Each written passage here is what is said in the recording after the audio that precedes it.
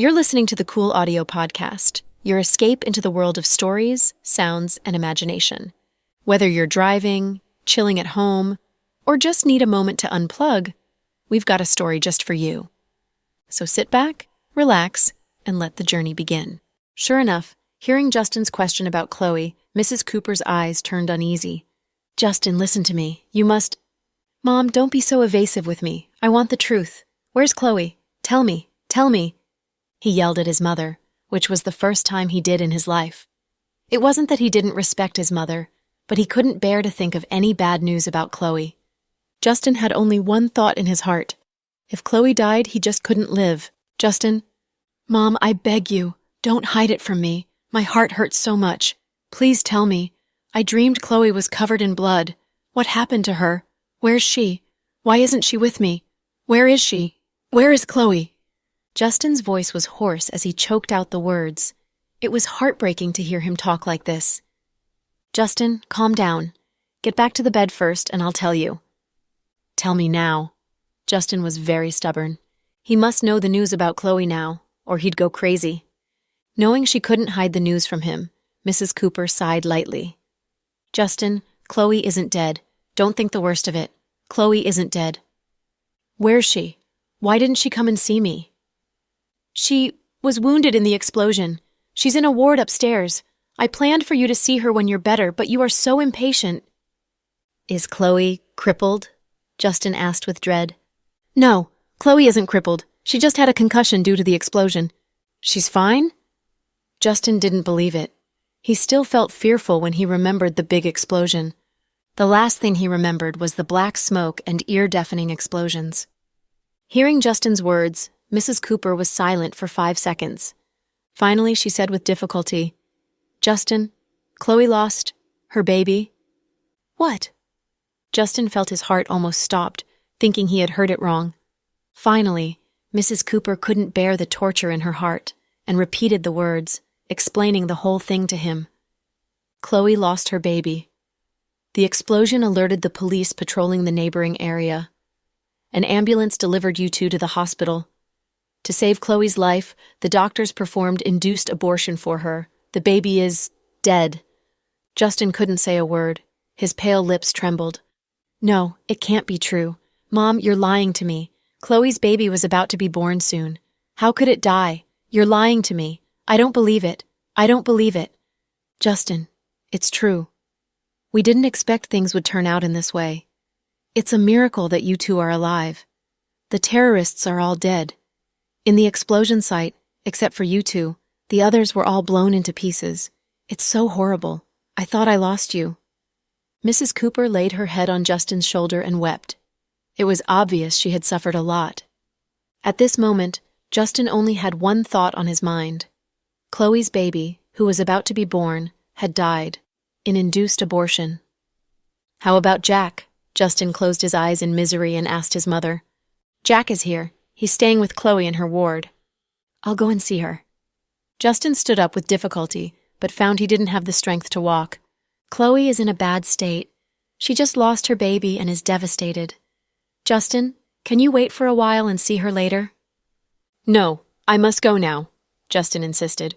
Resigned, Mrs. Cooper agreed.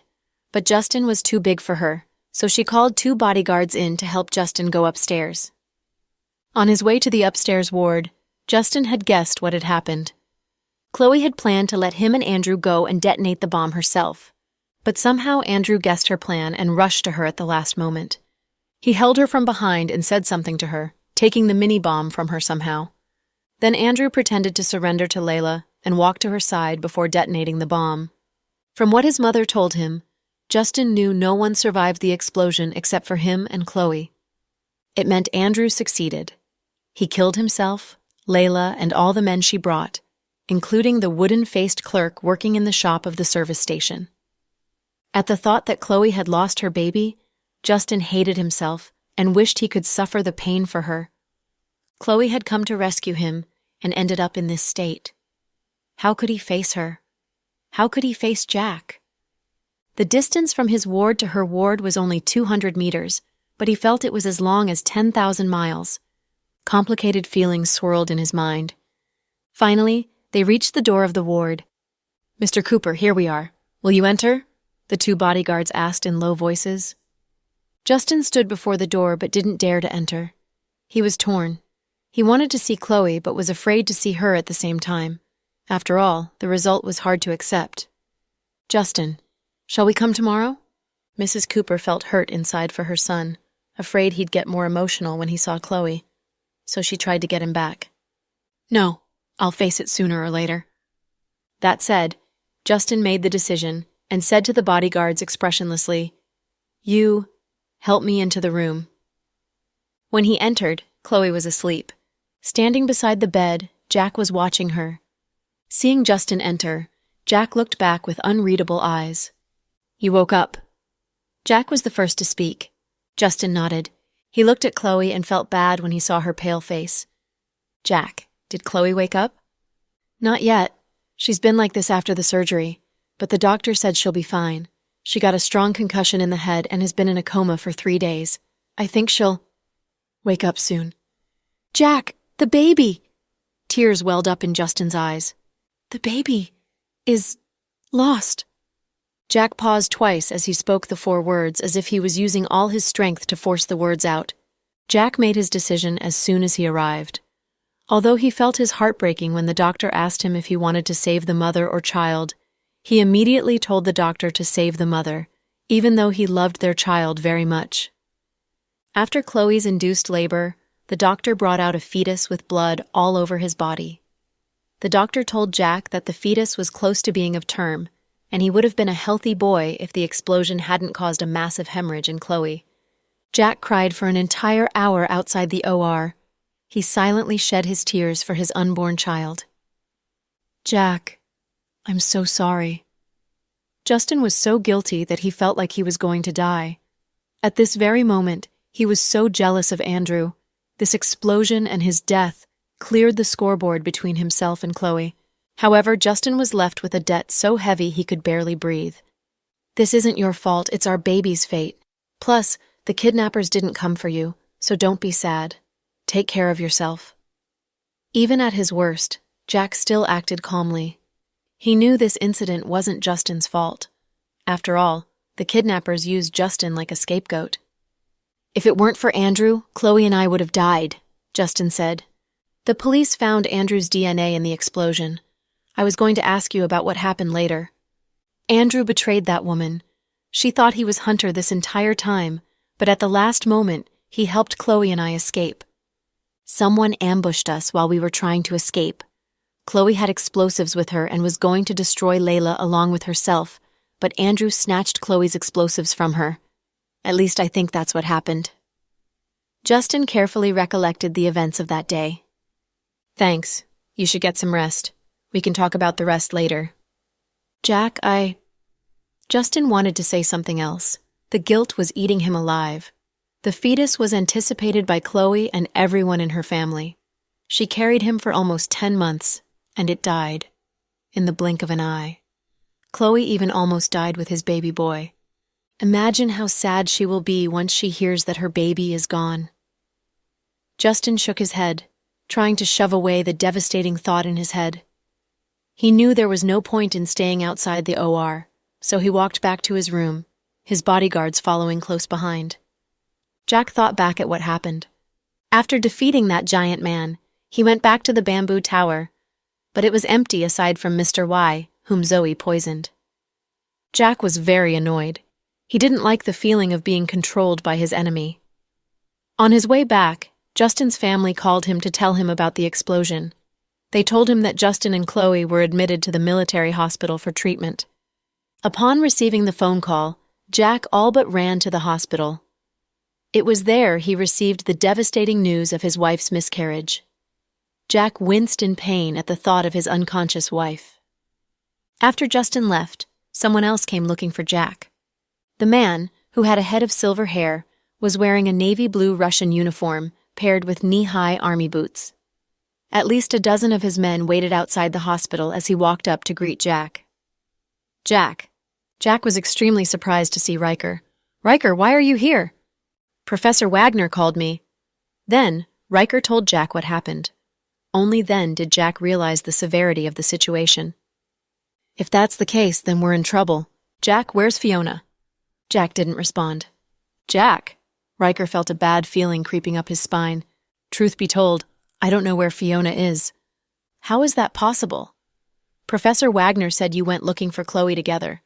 I traced the coordinates all the way to the explosion site but couldn't find her. I have a feeling that you guys had something to do with the explosion, so I came looking for you guys here. Jack looked up, his expression filled with anxiety.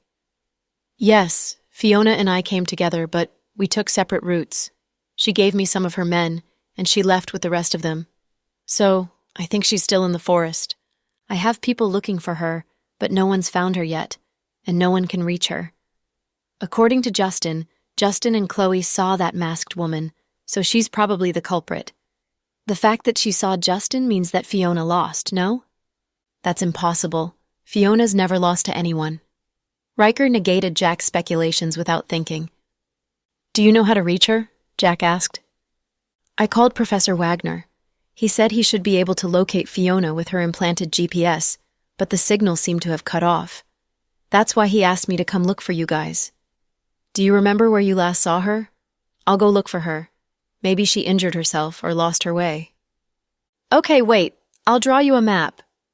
Jack knew Riker had a point, so he quickly took out a piece of paper and drew Riker a map, pinpointing the place he and Fiona parted ways and the possible routes she would have taken. Then, Riker left the military hospital. Jack, I'll be back. Take care of yourself and call me if anything happens. I will. After Riker left, Jack paced inside Chloe's room. He had a feeling that Fiona was more than lost or injured. After all, if Fiona heard that Chloe was unconscious at the hospital, she would come here at all costs. So why wasn't she here yet? Another thought left Jack feeling very uneasy. Did Andrew really kill the big bosses, a person even Professor Wagner was scared of? Jack looked at Chloe, still unconscious in her bed, with worry written all over his face. At the same time, on the other side of the world, Chloe woke up feeling sore everywhere.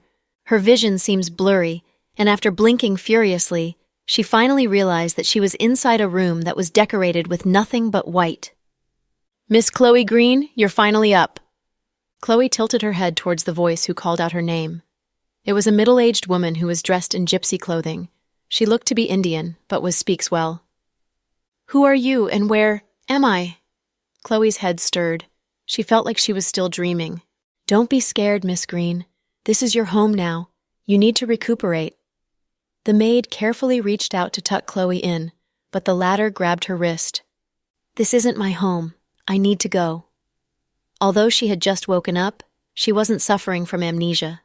She remembered everything that happened, from Andrew stealing the explosives from her to Layla's death. She widened her eyes as she thought back at the explosion. It was as if she could see Andrew's body blowing up into a million pieces. At this thought, Chloe's tears began to well up in her eyes.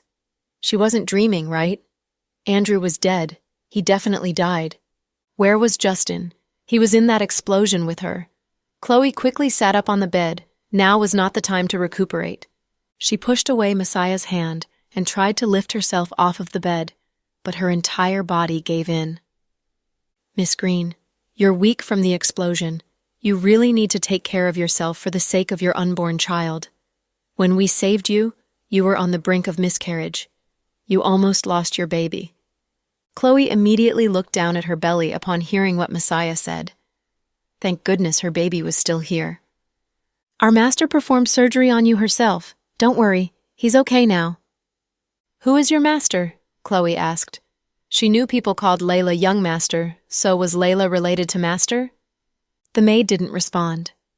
After a few seconds of silence, she replied slowly, Get some rest. Someone will answer all your questions very soon. How am I supposed to get any rest when my friend might be dead? I need to go look for him. Chloe was talking about Justin. He was with her before she passed out.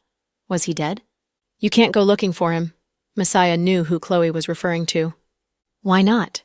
Chloe, pale from exhaustion, looked up at the unfamiliar face in front of her. Messiah didn't respond. Is he dead? Chloe felt tears welling up in her eyes. No, he's not dead. Then why can't I go looking for him? Chloe asked. Because you're on the other side of the world. Where am I?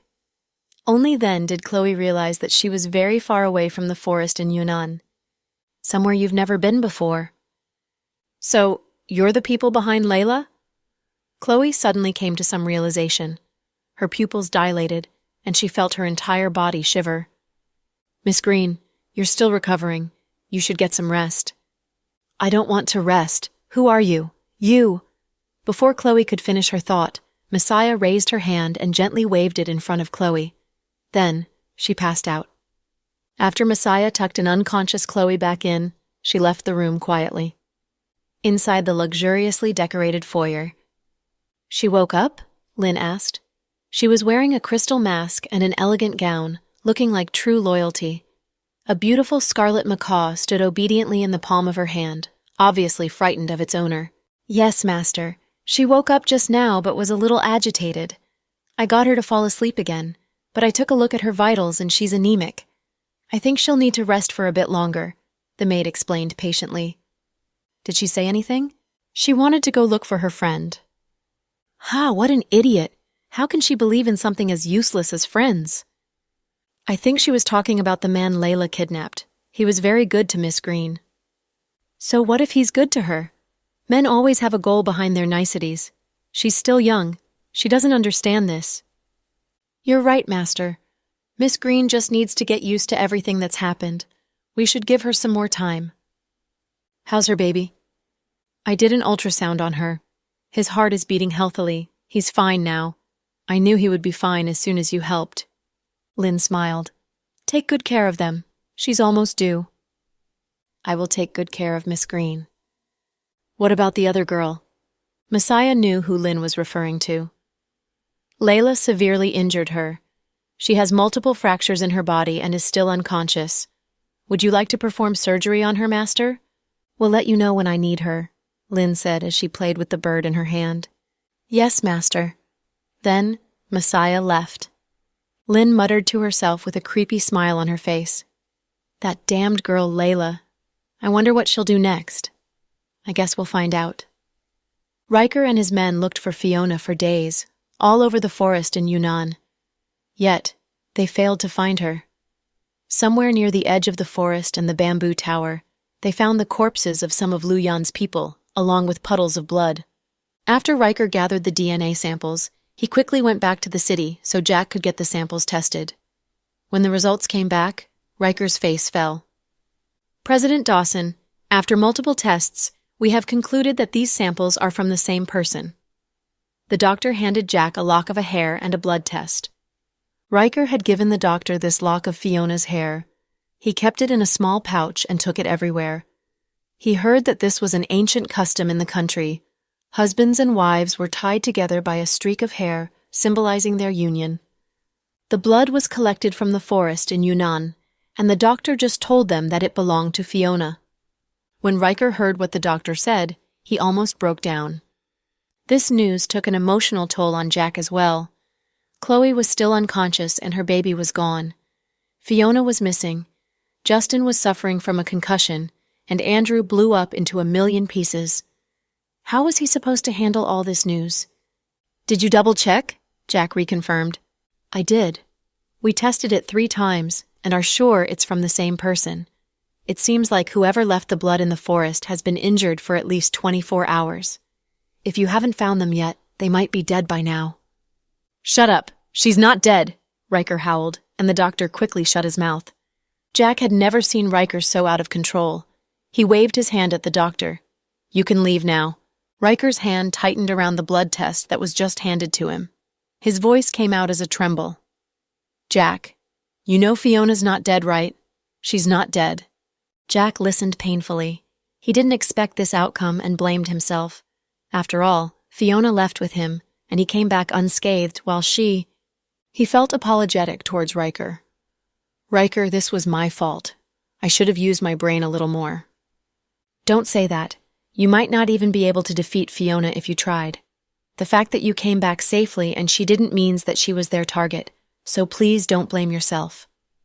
Like Jack, Riker was extremely intelligent. He was able to calmly analyze the situation. However, Jack didn't feel less guilty. Not only did he lose Fiona, she may also be dead. Riker even said that there was a puddle of blood that matched Fiona's. If it really was her, that amount of blood loss would have left her dead a long time ago. How is Chloe going to react once she hears about Fiona? Jack, don't tell Chloe about this yet. If she asks, just tell her Fiona's missing. Don't go into specifics, Riker reminded Jack, who nodded his head gravely. I know. Jack, I'm going to call Professor Wagner and then leave. Where are you going? Jack asked. I need to go look for Fiona. I'm not giving up until I find her body. I'll go to the ends of the earth to find her, Riker said, as he ripped the blood test results into pieces. Then, he turned around to leave. Jack failed to anticipate everything that had happened. Although most of them were still alive, none of them were living the ending they had hoped. What surprised him the most was Andrew's sudden heroism. Who knew he would change from Hunter to Andrew before all of this happened? As his mind raced, Jack took out a cigarette and, leaning against the hospital hallway, lit it up. He had never felt so much pressure in his life. The anxiety he felt was more than what happened 4 years ago, when Andrew tried to kill him, and he was afraid to go home. All he could think about was the fact that he had to tell Chloe that their boy was gone once she woke up. He was the apple of their eye, a baby that was so close to being born into the world. Justin's hospital room. Justin had been quiet ever since he came back from checking on Chloe. His mother came to visit him. Even his father and Grandpa made a secret trip back to see if he was okay. Because Mr. Cooper and Grandpa Cooper couldn't stay, after they left, Mrs. Cooper stayed behind to take care of Justin. Justin, you need to eat. Your body needs the nutrition. Come and have a sip of millet porridge. Mrs. Cooper treated Justin like he was a little boy sick with the flu. Mom, I'm not hungry at all. Justin's voice was raspy. Mrs. Cooper could tell that he had a lot on his mind. Even so, you should still eat something. Chloe won't be happy to see you like this when she wakes up.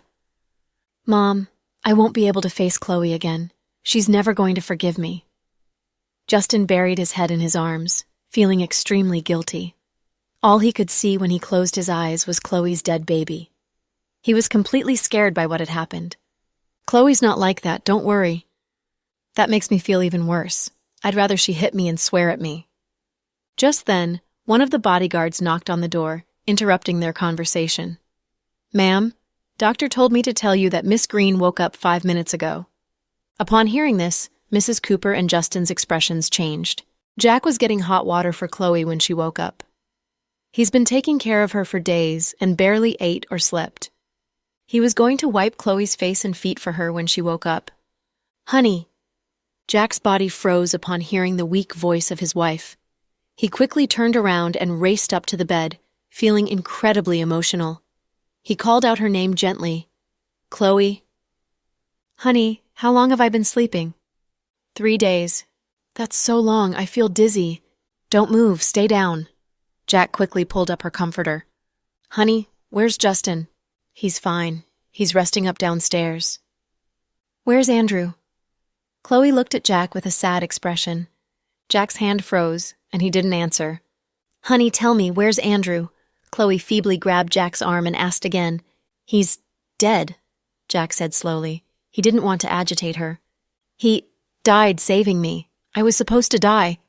Chloe's eyes turned red. Chloe, don't cry. You need to take care of yourself. Jack stammered as tears welled up in Chloe's eyes. I know he's done a lot of evil, but he's always protected me. Honey, I'm so sad. Andrew was blown up, wasn't he? Everyone but Justin and I died, right? Chloe grabbed Jack's hand emotionally. Jack's heart broke at how cold and icy Chloe's hands were. Chloe, calm down, you're still recovering. Take care of yourself. After Jack finished his sentence, Chloe suddenly lifted up her comforter as if she just remembered something. Her gaze froze on her flat belly. Honey, where's my baby? Where's my baby? Her emotions were perfectly controlled. Her voice was at the perfect pitch, but it successfully convinced Jack of her devastation. Chloe, Jack choked. He suddenly wanted to change the subject. He didn't want to tell her the truth. Honey, where's the baby? Did I give birth already? Is he in PICU? Can you take me to him? Chloe's questions made Jack feel even worse. Our baby's not in PICU. Where is he then? He's not here anymore. Jack used all the strength in his body to say these 4 words. What do you mean by that? Chloe's eyes widened as she stared at Jack's face without blinking. Our baby's gone. Chloe, you and Justin both sustained injuries in the explosion, and our baby died in your womb. The doctors performed emergency surgery on you when you were admitted. I don't believe you, honey. You're pulling my leg, right? Ha, I don't believe you. Tears poured out of Chloe's face as she laughed. Jack felt like someone had stabbed his heart with a dagger. Chloe, calm down. I know it's a lot to take in, but it's what happened. It's okay. We'll have more children. The only thing I can't take is you leaving the world, leaving me. Tears fell down his face as he said this, a veil of sadness falling upon the room. Justin and Mrs. Cooper were outside Chloe's room. They were going to go in to check on her, but Chloe's sad cries made them freeze in their steps. Justin's hand shook furiously on the doorknob. Justin. Mrs. Cooper felt bad for her son, but Justin didn't respond. He was focusing on choking back his tears. After God knows how long, Chloe's cries finally turned into sniffles, and Justin found the courage to knock on the door before walking in. The first things he noticed were Jack's bloodshot eyes and Chloe's tear-stained face. She was wiping her tears off with some tissues. Mrs. Cooper, Jack greeted Mrs. Cooper politely. We heard that Chloe woke up, so we wanted to come see her, Mrs. Cooper said gently. I need to speak to Chloe's doctor. I'll be back. Jack then left the room, and Justin and Mrs. Cooper made their way to Chloe's bedside. Chloe. Justin paused, not sure what to say. Chloe stared lifelessly at Justin. Justin, my baby's gone. He's mad at me and doesn't want me to be his mother. Justin's eyes immediately filled with tears. Chloe, I'm so sorry. If it weren't for me, you wouldn't... Chloe, I'm so sorry that this happened because of us. Mrs. Cooper apologized as well. It's not your fault. This is fate. Chloe, you just had a miscarriage. You should take good care of yourself. No crying, okay? Once you recover, you can try again, Mrs. Cooper consoled. I don't want any more children. I'm so tired. Mrs. Cooper, Chloe, I'm sorry. Don't apologize to me, Justin. We're closer than that. I'm just glad you're okay. Upon hearing this, Justin's heart jerked into a ball of pain. He wanted to say something else, but Chloe lied back into bed and pulled the sheets up to cover her face. She was done talking. Mrs. Cooper, Justin, you should leave. I'm a little tired. I'd like to get some rest. Chloe, don't be so hard on yourself. You still have the twins and Jack. Mrs. Cooper was worried that Chloe might try to hurt herself. I'll be fine, Mrs. Cooper. I'll survive no matter how hard life gets. This woman sounded very much like Chloe. Upon hearing this, Mrs. Cooper and Justin had no choice but to leave. On their way out, Mrs. Cooper made sure to remind the bodyguards to alert Jack right away if something seemed off with Chloe. She was genuinely worried that Chloe might hurt herself. They were mistaken. After Justin and Mrs. Cooper left, Chloe laid still in bed. When she realized that the room was empty, she pulled up the covers and tried to hide her laughter. Ha ha! What a bunch of fools! I should be awarded Actress of the Year. Chloe, watch me destroy everything you hold dear. Your love, your friendship, and your family. Layla muttered to herself, an evil smile lurking in the corner of her mouth. The fact was, Layla was surprised that she successfully made the swap in the first place. The explosives Chloe had developed were very deadly, successfully killing her people as well as Andrew. However, Layla was smart. She quickly ran into hiding right before the explosion, leaving her unscathed from the scene. Then, before Jack left, she found a dead fetus which was planned before, so her miscarriage seemed real. Layla was certain this plan would work. After all, Jack wasn't about to suspect her while he was this sad, right? Who would order a DNA test on a dead fetus at a time like this? Layla's plan was meticulous. She easily swapped lives with Chloe without anyone noticing. Inside the doctor's office. Doctor, how is my wife doing? President Dawson, we are taking extra precaution because Commander Cooper arranged for her stay. Your wife is doing fine right now, but she's weak because of the induced labor. The only thing I'm worried about is her mental health. I'm sure her miscarriage is taking a toll on your entire family. I suggest therapy." "I know. What about the fetus?" Jack forced himself to ask this question calmly, despite the hurricane causing havoc through his body. "That's your decision. If you would like to take care of him, then he's all yours. Otherwise, the hospital can do it for you." "I'll take him." "Okay then, President Dawson. I think your wife can be discharged after resting up for a day or two. You can either take her home or transfer her to a recuperation center in your city. At least you'll both be in a familiar environment." "Okay." After Jack's brief conversation with the doctor, he went back to Chloe's room to see her eyes red and puffy. "Honey, I want to leave. I want to go home." We'll leave tomorrow. We'll go home in a private plane. Justin's being discharged tomorrow as well, so we'll go home together." "Honey, what about our baby?" Chloe asked tearily. "I've arranged for him to be buried here so Mom and Dad don't feel so bad." "Okay," Chloe nodded. She reached out her arms to embrace Jack, but the latter stood up to leave, leaving her arms hanging in midair. "Chloe, do you want porridge or warm milk?" "Warm milk." "Okay." Jack nodded. There wasn't a microwave in the room, so he boiled some hot water he could use to warm up the milk. "Honey, do you remember how you used to take care of me like this back in school, whenever I got my period? You used to skip class to get me something warm to drink, once you were even caught by the headmaster?" "I do," Jack muttered a short response. "I really miss those times. Why do we have to grow up? The years I spent with you at Second High were the happiest years of my life. I miss enjoying Ashin's ramen with you, and I miss being carefree." "I do too," Jack said gently, before turning around with a glass of warm milk and handing it to Chloe. The latter took the milk, hesitated for a brief second, and began to slowly sip it. Meanwhile, Riker was trying and failing to get in touch with Professor Wagner. It wasn't a big surprise, however, because Professor Wagner had always been hard to contact. Feeling depressed, Riker and his men went into a nearby bar and sat down in one of the booths. "Young master, what would you like to drink?" "I don't care," Riker shrugged. He was in a crappy mood. Fiona had gone missing, leaving nothing but a giant puddle of blood behind. He wasn't trying to be pessimistic, but she might not even be alive right now. Riker was a good-looking man with a head of silver hair. Naturally, people of all genders came up to hit on him as soon as he sat down, and Riker's men had to block them off one by one. Just then, a woman with long, curly hair and little clothing covering her body walked up to Riker with a smile. His men stopped her before she could come into close contact, but she smiled coyishly at him. "Mr. Handsome, want to buy me a drink?" "F off." "Trust me, you'll regret it if I F off. You're looking for someone, aren't you?" the woman asked with a smile. Upon hearing this, Riker's eyes shot up to the woman's face with an icy glare. "What do you know?" Riker walked up to the woman. "Buy me a drink if you want to know more." The woman's seductive smile, thick makeup, and heavy perfume scent made Riker's stomach churn with disgust.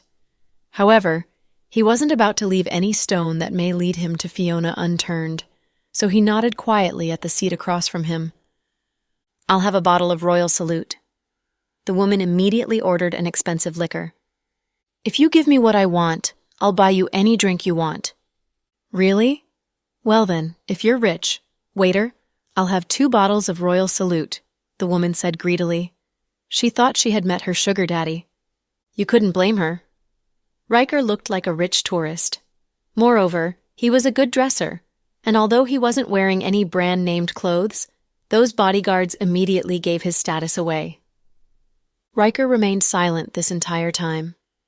Once the liquor was served, the woman opened both bottles and winked at him. "Can you tell me what I want now?" "You're from out of town, right?" the woman asked. "I am." "No wonder I don't recognize you. You're looking for your girlfriend, right?" the woman asked, swirling her whiskey glass. "I am." "Ha ha, kids these days are so good at being mad at each other. Why bother? If you like each other, you should just be with each other." "Stop with the BS, what do you know?" Riker demanded with annoyance. "Do you have a photo of her? I know a lot of people. If your girlfriend was here, then I'll be able to find her. the woman said with confidence. Riker paused for a second. Then he reached for his phone and found a photo of Fiona. In the photo, Fiona was wearing a white dress with red polka dots and a ribbon belt wrapped around her waist. Chloe had purchased this outfit for Fiona. In the beginning, Fiona didn't like this style. However, she would wear this outfit whenever she missed her sister. This getup made Fiona look like a completely normal young woman. This was actually a candid photo of Fiona. Riker took it when Fiona tilted her head at him, so her features were very distinct. Fiona was so beautiful that anyone who saw her would never forget her face. The woman glanced at Riker's photo of Fiona. "Wow, is your girlfriend a celebrity? She's so pretty." "Cut the crap. Have you seen her or not?" "I haven't, but I can ask my friends." "Are you F with me?" Riker frowned. "I'm not. I told you I know a lot of people. I'll tell you if any of them has seen her." "So you don't really know anything?" Riker asked angrily. "I didn't tell you I knew anything, little boy. You don't want trouble, do you? Pay for my drinks and I'll let you leave unscathed," the woman said arrogantly. Upon hearing this, Riker flashed her an icy, deadly smile. "Are you threatening me?" "I am. What are you going to do about it?" Then the woman clapped her hands, and 2 or 3 dozen people suddenly jumped out of the crowd, circling Riker and his men. "Check how much the bill here is tonight. This young man is buying tonight." The woman laughed, and the waiter quickly tallied up the bill. "The total comes to $79,800. "What would you do if I told you that I don't have money?" Riker smiled. "You don't have money? Simple. According to our rules, if you want to leave without paying, we'll just cut off one of your hands. However, you're very handsome, and I feel bad doing that to you. So I'll consider letting you off the hook if you make me happy tonight. Sleep with me." "Do you know what you're saying?" Riker asked calmly. "Young man, let me tell you the truth. In addition to the 30 or so people in here, there's more outside waiting for you. Either you pay the bill or go home with me. Those are your only options." At first, Riker thought that this woman was just out for some money. To his disgust, however, she wanted more, and it was obvious that she was a part of some local gang and had some power. "Okay then, if this is what you want, then there's nothing else I can say." "Pay up then, little boy.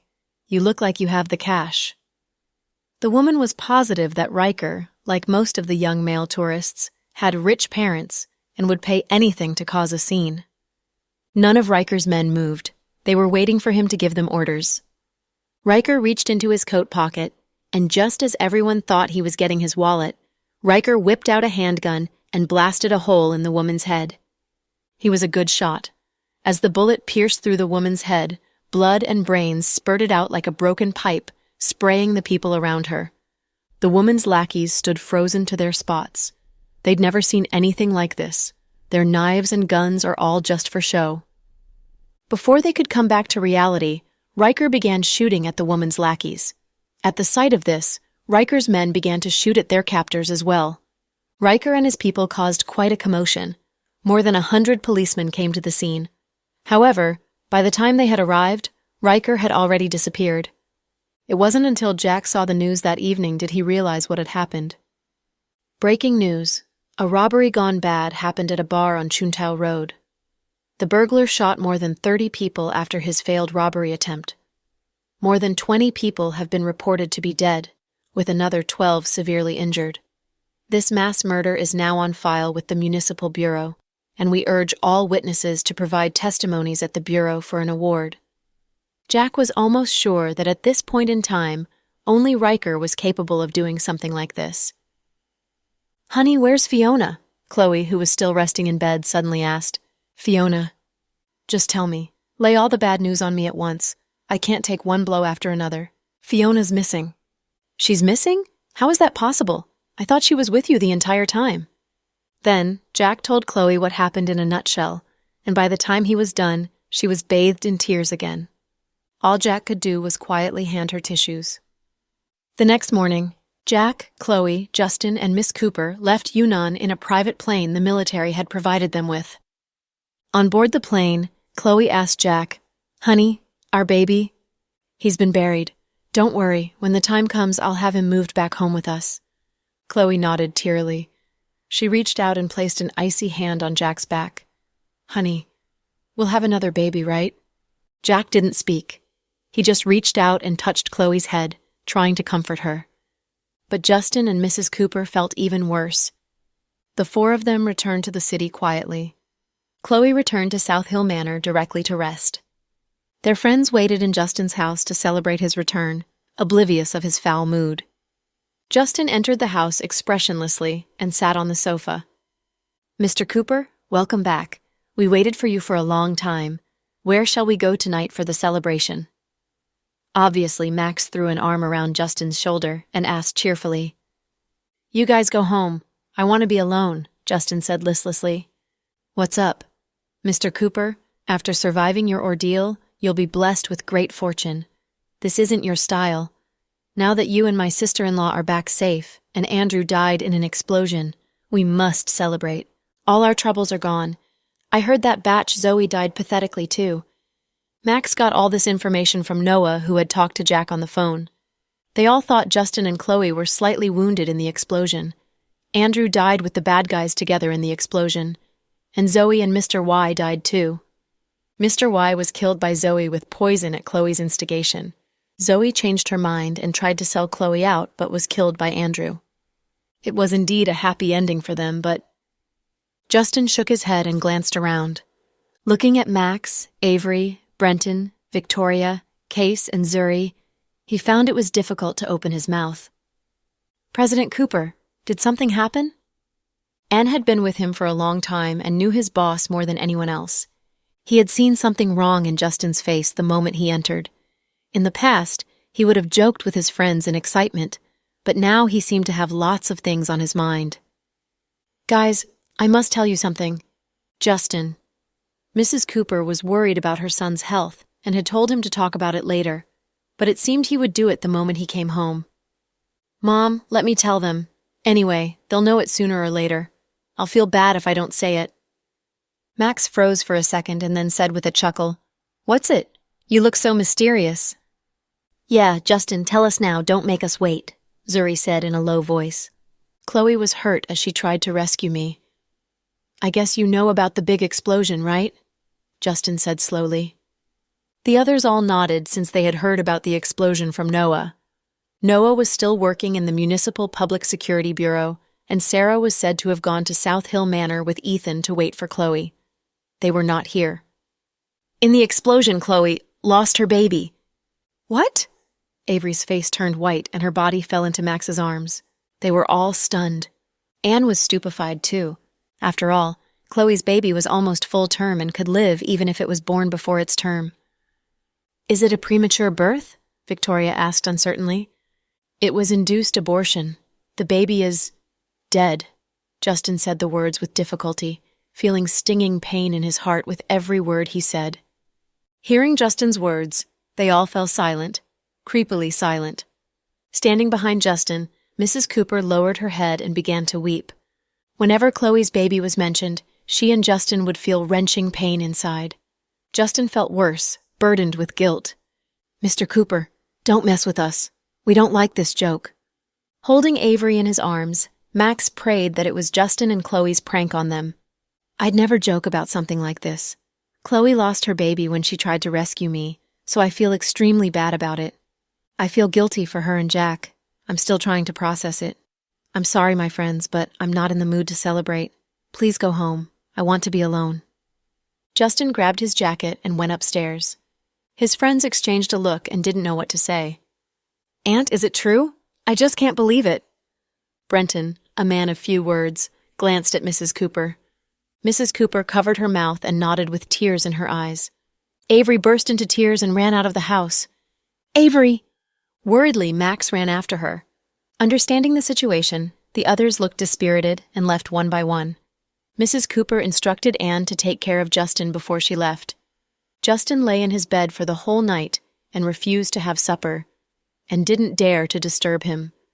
Placing his cell phone on the bedside table quietly, Anne closed the door and left. At 9 p.m., Melody sent him a message. After Anne told her that Justin had returned, she wanted to come and see Justin immediately, but she was now rehearsing out of the city. Tomorrow was the final match, which was extremely important to her. She sent Justin a message during the break of the rehearsal. Hearing the beep from his snap, Justin picked up his cell phone. Melody. President Cooper, you're back? Justin glanced at it indifferently and didn't reply. Drenched in sweat, Melody waited for a long time and didn't receive Justin's reply. She felt disappointed. At this moment, someone handed her a bottle of water. Without looking up, she took it and said, "Thank you." After she unscrewed the cap and took a mouthful of water, she turned her head and found it was Easton. "It's you." "What? You're disappointed to see me?" "No. What are you thinking about? You look disappointed." "Tisk, girl, you always look so mysterious. You don't mingle with people and don't have friends. Why did you enter show business?" Easton looked at her as if she was a weirdo. "I want to make money to support my family." "Puh? That's the reason you entered show business?" Easton almost spewed out the water he had just drunk. "Yeah, in show business, I can make money fast. I can make lots of money." She took another gulp of water. "Okay, you win." Easton found Melody very interesting. She was not pretentious, and most importantly, she never refrained from speaking her mind. She'd roast him if she heard him say something she didn't like. "About tomorrow's final contest, do you have confidence to win?" Easton asked her. "No." "Damn, I won't forgive you if you drag us down," Easton joked. Melody smiled, feeling abashed. "By the way, Melody, will your boss come to the venue and root for you tomorrow? It's an important contest for you." Hearing Easton mention Justin, Melody's eyes dimmed a bit. Hearing his words, Melody forced out a smile. "I don't think my boss will come. It's a small contest. It's not important to him." Melody had a feeling that Justin wouldn't come. Since his return, Justin didn't even reply to her messages, which showed how unimportant she was in Justin's heart. "No way. The rumors say Justin dotes on you. How come he won't come?" The fellow said the words with jealousy. "You're a big gossip. I think you'll do better as a paparazzi," Melody joked. Before Easton could reply, she walked to the center of the stage to practice, refusing to talk about Justin again. Easton could see she had a lot on her mind. In South Hill Manor, Jack explained the whole thing briefly to his parents and told them about the loss of their baby. His parents were devastated that their grandson was gone, but they were sensible old people. Jack's father looked at Chloe with worry in his eyes. "Chloe, you suffered a lot and must get some good rest now that you're back. We're greatly indebted to the Cooper family. It's great that Justin could come back safe. You did the right thing. We don't blame you." "Thank you, Dad." Chloe nodded. "Yeah, your father is right. Our Dawson family are not ungrateful people. Justin was kidnapped and you did the right thing to help him. I'm sorry the baby is gone, but you are still young and will have another baby. Chloe, have a good rest." Jack's mother comforted her. "Mom, Dad, thank you for your understanding. Jack and I will work hard to give you a grandson." Jack thought Chloe said the words just to soothe his parents and didn't say anything. After chatting with Jack's parents for a while, Chloe went upstairs. Sarah, Ethan, and the twins followed her. The girls ran into their mother's arms. "Mommy, our younger brother is gone, right?"